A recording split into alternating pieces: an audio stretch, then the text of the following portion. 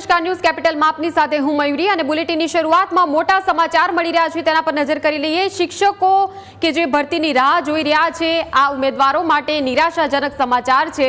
ભરતી અંગે શિક્ષણ મંત્રી કુબેર ડિંડોરનું મોટું નિવેદન। શિક્ષકોની ભરતીમાં હજુ પણ વિલંબ થઈ શકે છે તેવું કુબેર ડિંડોરે નિવેદનમાં કહ્યું છે। ધોરણ 9 થી 12 માં શિક્ષકોની ખાલી જગ્યા અંગે હજુ સુધી કોઈ નિર્ણય લેવાયો નથી। વેઇટિંગ લિસ્ટ ઓપરેટ કરવામાં વિલંબ થઈ રહ્યો છે તેવું શિક્ષણ મંત્રી કુબેર ડિંડોરે કહ્યું છે। ધોરણ 6 થી 8 ની ભરતી પ્રક્રિયામાં પણ વિલંબ। ઉમેદવારોને સાંભળી લીધા પછી પણ કમિટીએ હજુ સુધી કોઈ નિર્ણય લીધો નથી। તો આ પ્રકારે નિવેદન આપ્યું છે। શિક્ષકોની ભરતીની રાહ જોતા ઉમેદવારો માટે નિરાશાજનક સમાચાર। 2010 પછી પૂરા ગુજરાતમાં જે ભરતી પ્રક્રિયાઓ આપણી જે પારદર્શક થઈ છે એ 1 થી 5 ની હોય, 6 થી 8 ની, 9, 10 અને 11, 12 એમાં 6 થી 8 માં જે થોડી આપણી કોર્ટ મેટર બની એટલે થોડી પેન્ડિંગ થઈ છે અને એને પણ તમામ જે આપણા જે ઉમેદવારો છે એમને સાંભળવાની પ્રક્રિયા લગભગ પૂર્ણ થવાના આરે છે અને એના પછી આપણે એમાં આગળ વધીશું। અને બાકીની જે આપણે જે વાત કરી છે જે જગ્યાઓ ખાલી રહી છે વેઇટિંગ લિસ્ટ આપણે ઓપરેટ કરવાનું, એના માટે પોર્ટલની અમે વ્યવસ્થા કરીએ છીએ। આપણી વ્યવસ્થા છે ભરતી પ્રક્રિયા પારદર્શક છે, કોઈને પણ અન્યાય ના થાય એના માટેના પ્રયત્નો છે અને ટૂંક સમયમાં એ પણ આપણે પૂરા કરીશું। ઉમેદવારો જે છે એ અમારી પ્રક્રિયા અત્યારે હાલમાં ચાલુ જ છે। હવે જે કઈ વેકેન્સી ખાલી રહેશે એના માટે આવનારા સમય માટે અમે નક્કી કર્યું છે, અમારું ભરતી બોર્ડ ચાલે છે અને તમારું વિભાગ અને માનનીય મુખ્યમંત્રી સાહેબના માર્ગદર્શન હેઠળ આવનારા સમયમાં ટેટ 1, ટેટ 2, ટાટ માધ્યમિક, ટાટ ઉત્તર માધ્યમિકની આપણી એક્ઝામ પણ લઈશું। એટલે જે વિદ્યાર્થીઓ આ 2 વર્ષથી જે બીએડ કરીને જે તાલીમી સ્નાતકો જે છે એમને પણ એની તક મળે એના માટેની વ્યવસ્થા અમે ટૂંક સમયમાં કરવાના છે। ત્યારે આ મુદ્દે ચર્ચા કરવા માટે આપણી સાથે 2 ઉમેદવારો જોડાયા છે। સીધા એમની પાસે જઈને એમને જ પૂછીશું કે આખરે જ્યારે ભરતી પ્રક્રિયામાં વિલંબ થયો છે ત્યારે કેવી રીતે આ આગળ જે પ્રક્રિયા જે છે તે વિલંબને લઈને શું પ્રતિક્રિયા હાલ આપવા માંગે છે। જિગ્નેશ આચાર્ય આપણી સાથે જોડાયા છે અને નિશાબેન આપણી સાથે જોડાયા છે। આ બંને ઉમેદવારોનું ખૂબ સ્વાગત છે ન્યૂઝ કેપિટલમાં। જિગ્નેશભાઈ, પહેલા આપનાથી શરૂઆત। કુબેર ડિંડોરનું આ નિવેદન જે સામે આવ્યું છે કે ભરતી પ્રક્રિયામાં હજુ પણ વિલંબ થઈ શકે છે, તો પહેલા તો 1.5 વર્ષ લગભગ જાહેરાતને થયા અને એના પછી હજુ પણ આગળ વિલંબની વાત કરવામાં આવી છે અને કહ્યું છે કે વેઇટિંગ લિસ્ટ ઓપરેટ નથી થઈ શક્યું અને બીજી વાત એ છે કે વેઇટિંગ માટે એક નવું પોર્ટલ બનાવવામાં આવી રહ્યું છે। ત્યારે આ પ્રકારની જે આખી વાતચીત જે છે થઈ છે, આ જે નિવેદન આપવામાં આવ્યું છે, શું પ્રતિક્રિયા જિગ્નેશભાઈ? નિવેદન આપવામાં આવ્યું છે એ એક શિક્ષણ મંત્રીને શોભે એવું નથી। તમે વિચારો સાહેબ, કેમ કે 2023માં જૂનમાં અમારી પરીક્ષા લીધી હતી, 2024નો જૂન વિચારીએ, 2025નો જૂન ગયો, ઉપર બીજા 2 મહિના, એટલે 2 વર્ષથી વધુ સમયગાળો થયો। અમે પરીક્ષા પાસ કરી, સારામાં સારા માર્ક લાયા છે। અમે 120 જે 200માંથી પાસિંગ માર્ક હોય એના કરતાં પણ અમે 140 માર્ક, 145 માર્કવાળા જે ઉમેદવારો છે જે રહી નથી ગયા પરંતુ રાખવામાં આવ્યા છે। સમજો તમે, કેમ કે 1 થી 8 જે શાળા હોય છે એ સરકાર હસ્તક હોય છે, 9 થી 12 હોય છે એમાં 80% જેટલી ગ્રાન્ટેડ શાળા હોય છે। એટલે સરકાર હવે એવું વિચારી રહી છે કે 1 થી 8 બાળક ભણે પરંતુ 9 થી 12 માં તે આગળ ન જાય।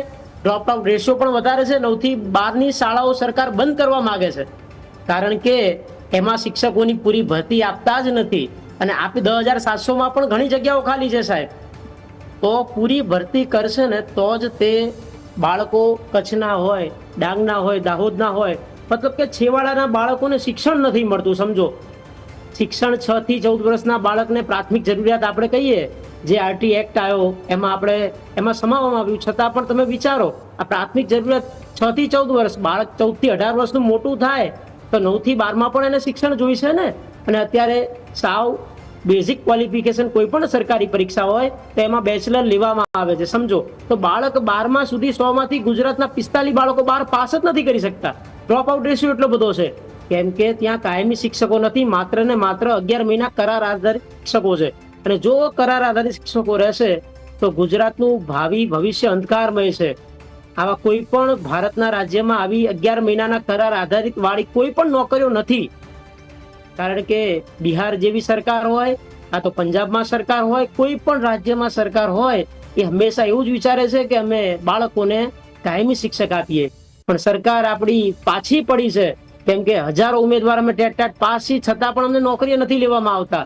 અમને 11 મહિનાના કરાર આધારિત જ લેવામાં આવે છે। સમજો તમે, તો સરકાર પૂરેપૂરી ખાલી જગ્યા 2 વર્ષમાં બરોબર છે. આશરે અત્યારે 9 થી 12 15,000 જેટલા શિક્ષકોની જગ્યા ખાલી છે. તો એમાંથી જેટલી પણ એનું મહેકમ નીકળે આશરે 5 થી 10,000 ની વચ્ચે એ પોતે કાયમી શિક્ષકો સમાઈ શકે એટલી એમની કેપેસિટી છે. નાણાં વિભાગે મંજૂરી પણ આપી છે. છતાં પણ સરકારની જે નીતિ છે ને એમાં જ ક્યાંક ખોટ છે. બરોબર છે. મારું એટલું જ કહેવું છે કે સરકાર જો બાળકોને શિક્ષણ નહીં આપે તો પછી બાળકો છે એ ભાવિ ઘડતર, આપણે કીધું હતું કોઠારી સાહેબે, કોઠારી કમિશનનું વાક્ય હતું કે ભારતનું ભાવિ ભવિષ્ય વર્ગખંડમાં ઘડાઈ રહ્યું છે. પણ અત્યારે વર્ગખંડમાં જો શિક્ષક જ નહીં હોય તો ભાવિ ભવિષ્ય કોણ ગણશે? અત્યારે સ્માર્ટ કોમ્પ્યુટરની વાત કરે, સ્માર્ટ ટેબ્લેટની, બધું અત્યારે જેટલું તમે એઆઈ ની દુનિયામાં જઈ છીએ આપણે, પણ જે બાળકોના જે માનસિક પ્રશ્નો હોય ને સાહેબ, એ શિક્ષક જ સોલ્વ કરી શકે. બાળક અત્યારે મોબાઈલ સ્ક્રીન ટાઈમ બાળકોનો અને આપણો પોતાનો 5-5 કલાક થઈ ગયો છે, વિચાર કરો. જી, એટલે હું તો એટલું જ કહેવા માંગીશ કે બાળકને કાયમી શિક્ષક સરકાર આપે તો જ ગુજરાતનું ભવિષ્ય સુધરી શકે તેમ છે.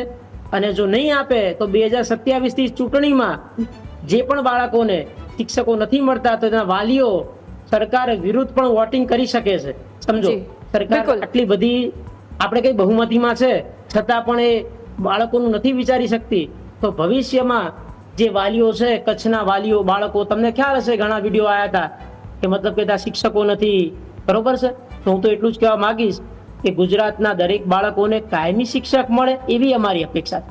બિલકુલ બિલકુલ. નિશાબેન આપણી સાથે ઉમેદવાર જોડાયા છે. નિશાબેન, શું કહેશો? ઉમેદવારોએ તમામ પ્રકારની રજૂઆતો કરી, તેમ છતાં હજુ સુધી કમિટી દ્વારા કોઈ નિર્ણય લેવાયો નથી. આપ કઈ રીતે જોઈ રહ્યા છો અત્યારે જે એક આખું આ નિવેદન સામે આવ્યું છે શિક્ષણ મંત્રીનું?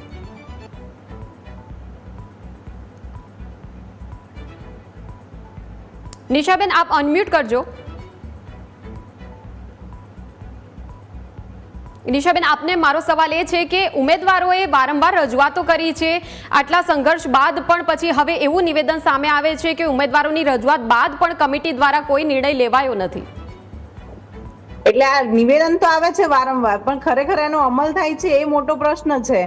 આપણે દર વર્ષે આમ તો ભરતી માટેની પરીક્ષાઓ યોજાવાની હોય છે, TET TAT pass, TET TAT, બરોબર, દર વર્ષે લેવાની હોય છે. કેમ કે દરેક વર્ષે બીએડ થયેલા ઉમેદવાર તો પાસ થાય છે, પણ ખરેખર સરકાર કેટલા વર્ષે લે છે એ પ્રશ્ન છે. 5 વર્ષે અમારી પરીક્ષા લેવાય છે, અમે 5 વર્ષ સુધી રાહ જોઈ છે.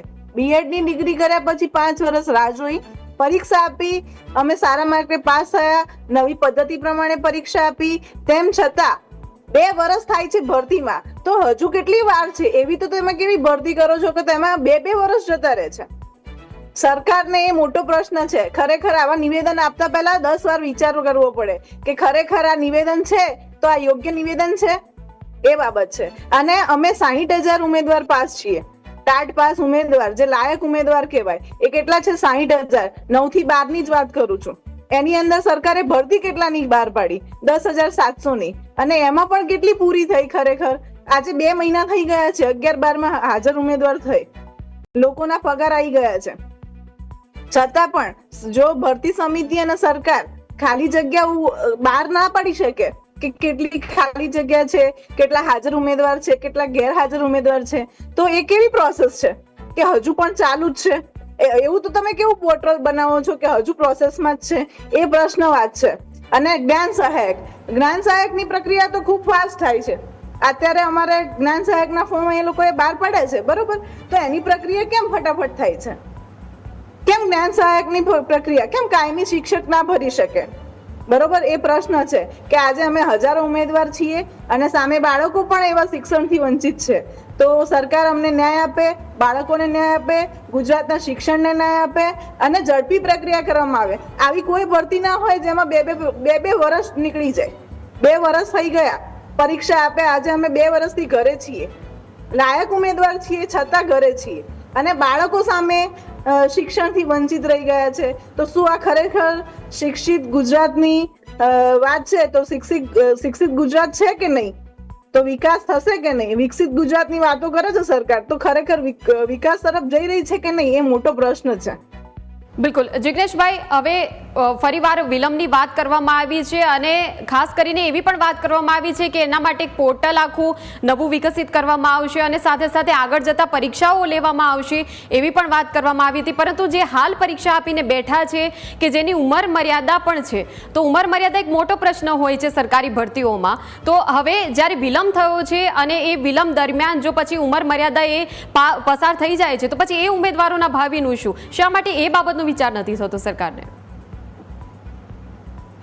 આપણે સરસ પ્રશ્ન પૂછ્યો તમે કે ઉંમરનું મતલબ કે ઉમેદવાર જો ભણવામાં તેને 20-25 વર્ષ થઈ જાય, પરીક્ષા આવતા બીજા 4-5 વર્ષ થઈ જાય, 30 વર્ષ તો એ પરીક્ષા આપતા થાય, છતાં 2-3 વર્ષ હજી ભરતી વિલંબમાં કરે છે તો 33-35 વર્ષ લગભગ, બરોબર છે, દરેક આપણે કહીએ કેટેગરીની લાસ્ટ ઉંમર હોય, બરોબર છે. તો સરકાર એ નથી વિચારી રહી કે દરેક ઉમેદવાર 35 વર્ષના થઈ ગયા છે તો એમને નોકરી મળી જવી જોઈએ, બરોબર. એક મારો મુખ્ય મુદ્દો એ જ છે કે આ અમારી છેલ્લી પરીક્ષા છે, છતાં સરકાર હવે શું કહે છે કે નવી પરીક્ષા પહેલા જે જૂની પરીક્ષા તમે લીધી છે એના પર પહેલા પૂરેપૂરી તમે આજની તારીખે જે પણ કાયમી ભરતી બાકી રહી છે એ પહેલા સત્વરે પૂરી કરો. એ જ અમારી લાગણી અને માંગણી છે, સમજો તમે. કેમ કે આજની 2 વર્ષમાં દર 6 મહિને રિટાયરમેન્ટ આવે, બરોબર છે. એક 31 માર્ચનું આવે છે અને એક 31 ઓક્ટોબરનું આવે છે. મતલબ કે વર્ષે દાડે 9 થી 12 માં 1500 શિક્ષકો દર 6 મહિને ખાલી થાય. એટલે આપણે 6 મહિનાનું 4 વાર રિટાયરમેન્ટ આવ્યું સાહેબ, એટલે 6 આપણે કે 1500 ગુણ્યા 4 6000 શિક્ષકો તો આ રિટાયરમેન્ટના કારણે ભરતી જે જૂની આપી હતી ને 10700, એમાં બીજી 6000 જગ્યાઓ અત્યારે ખાલી પડી અને એમાં પણ એમ લોકોએ જૂના શિક્ષકોની આશરે 4000 જગ્યાઓ, 1000 શિક્ષકોના આચાર્ય જૂની બદલી હતી, છતાં સરકારે એનું નવું સ્વરૂપ આપ્યું ભરતીનું નામ.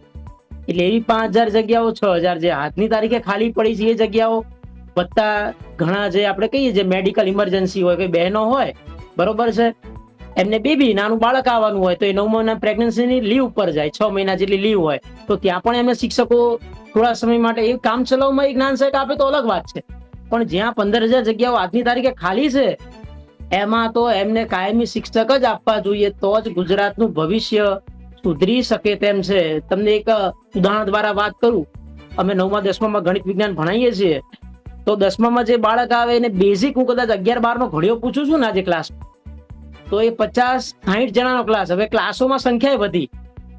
NEP-માં 2020માં એવું કીધું છે ક્લાસમાં તમારે 40 થી વધુ વિદ્યાર્થી નથી બેસાડવામાં. પણ આજે કેવું થાય છે કે અમે ગ્રાન્ટેડ શાળાઓમાં ભણાવીએ છીએ તો એ ક્લાસમાં 65-70 છોકરાઓ બેસે છે અને છોકરીઓનો અમે અમારા જો અત્યારે કહું હું જે સ્કૂલમાં ભણાવું છું વિરંગામ દિવ્ય જ્યોત સ્કૂલ છે એમાં ભણાવું છું તો એમાં અમારે 250 છોકરા છે ટોટલ, તો છોકરીઓ 80 છે, એમાંથી તો 80 છોકરીઓનો એક જ ક્લાસ. હવે તમે વિચાર કરી શકો છો 80 છોકરીઓ એક ક્લાસ, એટલે મારે હેન્ડલ કરવો, એમને કંટ્રોલ કરવી જ મુશ્કેલ પડી જાય. કેમ કે એમાં ચંચળતા, મોબાઈલના લીધે અત્યારે બધા પ્રશ્નો છે, સમજો તમે. હવે એક સાથે 80 બાળકો 60 બાળકો એ ભણતા હોય તો હું તો કહું છું આ જે આટલી બધી મતલબ આપણે કઈ શિક્ષકોની કમી જે છે ને એ આપણને લાઈવ નજરે પડે છે, પણ છતાંય કોઈ ન્યૂઝ ચેનલો આ નથી આવતું, બરોબર છે, બહાર નથી આવતું. આપણે રોડ રસ્તા ઉપર સરકાર આટલું ઇન્ફ્રાસ્ટ્રક્ચર ખર્ચ કરે છે ત્યાં પણ નકરા તમે જોતા હશો, નકરા ખાડા, પાણી ભરી જાય, ગટરની વ્યવસ્થા હોય. હું ટૂંકમાં સમજો સરકાર દરેક ક્ષેત્રે હવે પાછી પડી છે. શિક્ષણ નહીં, માત્ર આરોગ્ય ક્ષેત્રે તે તમે હોસ્પિટલમાં જાઓ સરકારી તો તમારે ત્યાં લાઈનો. સવારનો હું જઉં કદાચ 9 વાગે દવા લેવા તો મને 5-6 કલાક તો દવા લેતા જ થઈ જાય, સમજો. કેમ કે મારે લાઈનોમાં ઉભું રહેવું પડે છે, કેમ કે પૂરતા ડોક્ટરો નથી દરેક જગ્યાએ. હું એક જગ્યાની વાત નથી કરતો, પણ હવે શિક્ષણ અત્યારે મુખ્ય મુદ્દો છે આપણો, એટલે હું તમને એ જ વાત કરીશ કે ગુજરાતના બાળકોને કાયમી શિક્ષક આપો, નહીં કે માત્ર જ્ઞાન સહાયક. આ જ્ઞાન સહાયક યોજના નથી, આ અજ્ઞાન સહાયક યોજના છે. બાળકોને અજ્ઞાની કરવાની વાત છે. તમે જોઈ શકો છો કે છેલ્લા 5 વર્ષમાં જે ધોરણ 9 થી 12 માં જે ડ્રોપ આઉટ રેશિયો છે એ આખા ભારતના જે સમગ્ર સૌથી ખરાબ પ્રદર્શનમાં રાજ્યો આવે એમાં ગુજરાતનો 1 થી 5મા નંબર છે, જે બહુ દુઃખદ વાત છે. આવું મારે એક શિક્ષક તરીકે મારે ના કહેવું પડે, છતાંય મારે ગુજરાત સરકારને આ કહેવું પડે છે કે તમે જે બાળકોનું જે પ્રાથમિક જરૂરિયાત છે શિક્ષણ એ તમે પૂરી કેમ નથી કરી શકતા. કેમ કે અમારા જેવા હજારો ઉમેદવાર ટેટ પાસ છે અને ઊંચું મેરિટ ધરાવે છે. સરકાર ઘણીવાર કેવું છે કે તમે 120 માર્કે પાસ થયા અને તમને નોકરી ન મળે તો તમને એમ કે તમારે ઓછા માર્ક હશે ન મળી, પણ અમારે 120 ને 140 માર્ક એટલે 70% કહેવાય બેન. કેમ કે 200 અડધા કરીએ એટલે 100%, 140 અડધા કરીએ એટલે 70, તો 70% જેટલું ઊંચું મેરિટ સમજો તમે. અત્યારે 1 થી 5 ની ભરતી ચાલીમાં 51% છેલ્લે લાગ્યા છે, બરોબર છે. મૂળ 50% વાળા તમને નોકરીએ લાગી જાય છે ઘણી જગ્યાએ, 1 થી 8 કે ગમે ત્યાં. પણ આ 9 થી 12 70% મેરિટ ધરાવતો હોય, 75% મેરિટ ધરાવતો હોય, પહેલા પ્રિલિમ્સ અમે આપી, પછી મેન્સના એ લોકોએ 100 માર્કના 2 પેપર લીધા, એમાં પણ અમે સારા માર્ક લાવ્યા. લેખિતમાં પણ 20 સ્તરીય ટાટ પરીક્ષાનું આયોજન ગુજરાતમાં પ્રથમવાર થયું. એમાં પણ અમે 1 લાખ લોકોએ આપી હતી, એમાં દરેક વિષયમાં અમે 500,000માં આવ્યા, 100 માંથી 1% અમે આવ્યા. છતાં પણ એમને સતત એમ કહે છે કે ના તમારે આ જ્ઞાન સહાયક આ કામ ચલાવવામાં આવતા રહો ને 11 મહિના. આ 11 મહિના વાળાને પણ 3 વર્ષ થઈ ગયા. એટલે મારી સરકારની એટલી જ વેદના છે કે અમે જો અમારા કાચા મકાન છે, તમે જોઈ શકતો બેન કે અમારા ઘર છે ઉપર પતરા છે, અમે કઈ એટલા સક્ષમ કે એટલા સદ્ધર નથી, નહીં તો અમે પ્રાઇવેટમાં નોકરી કરી લઈ, ગમે ત્યાં નોકરી કરી લઈ. અમે ગુજરાતના મધ્યમ વર્ગમાંથી આવીએ છીએ, અમારે દર મહિને 10-15 હજારમાં ગુજરાત પ્રાઇવેટમાં નોકરી કરીને ચલાવવાનું હોય છે. તો અમને સરકારી નોકરી મળે એ અમારી મા બાપ, અમારું કુટુંબ વર્ષોથી રાહ જોઈને બેઠા છે. અને છેલ્લા 2 વર્ષથી અમે પરીક્ષામાં માર્ક કીધા હતા બધા કુટુંબમાં, તો બધા કે તમને તો નોકરી લાગી જ જશે, તમારે સારા માર્ક છે. એટલે આજે ઘણીવાર રાતે સૂતા હોય તો પણ એવો આપણને થાય છે કે હજી અમને નોકરી કેમ નથી મળી, અમે ક્યાં પાછા છીએ, અમને શું નથી આવડતું એમ. કેમ કે અમારી નીચે 500 બાળકો દર વર્ષે ભણતા હોય બેન, તો અમને એટલી તો આશા હોય કે 500 બાળકોનું જો શિક્ષક હોય, ગણિત વિજ્ઞાનનો શિક્ષક હોય, ભાષાના શિક્ષકો હશે, તો દરેક વિષય વાઇઝ જો આટલા જો કાબિલિયત હોનાર જે ટીચર્સની જે ટેટ ટાટ બધી પરીક્ષાઓ જે પણ સરકાર ધારાધોરણ નક્કી કરે છે અમે પાસ કરીએ છીએ, છતાં પણ અમને સમાવવામાં નથી આવતા. સરકારને ક્યાં પેટમાં દુખે છે ને એ અમારે હવે બિલકુલ જિગ્નેશભાઈ, બિલકુલ જિગ્નેશભાઈ.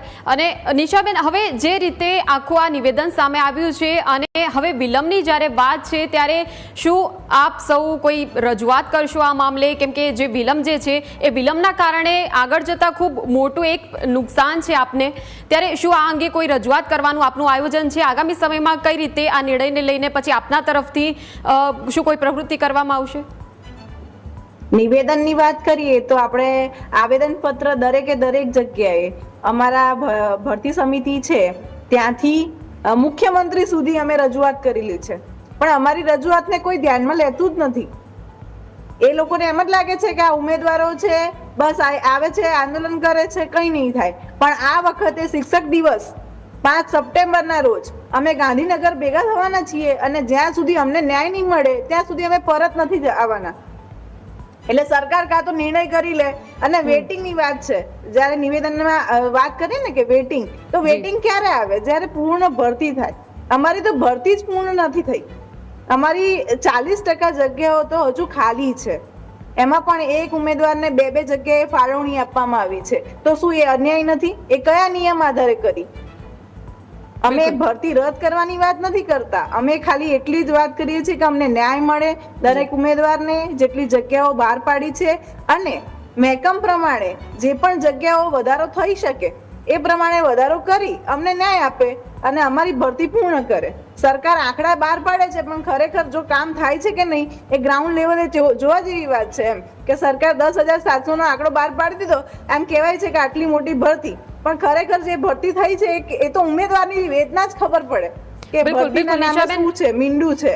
બિલકુલ નિશાબેન અને જિગ્નેશભાઈ, એવી બાબત છે. ચોક્કસ આ બંને ઉમેદવારો આપનું જે રીતે આ નિવેદન હતું, આપની પ્રતિક્રિયાઓ સહિત તમામ આપના જે પ્રશ્નો છે એ પ્રશ્નોને વાચા આપવાનો અહીંયા પ્રયાસ કરવામાં આવ્યો છે. ત્યારે આપણે પણ આશા રાખીએ કે સરકાર સુધી આપનો પણ અવાજ પહોંચે અને કોઈક સકારાત્મક કોઈક વચલો યોગ્ય ઉકેલ કાઢીને પછી આ સમગ્ર મુદ્દે આ પ્રશ્નોનું નિરાકરણ આવી જાય. આ બંને જોડાયા બદલ આપ બંનેનો આભાર. Thank you.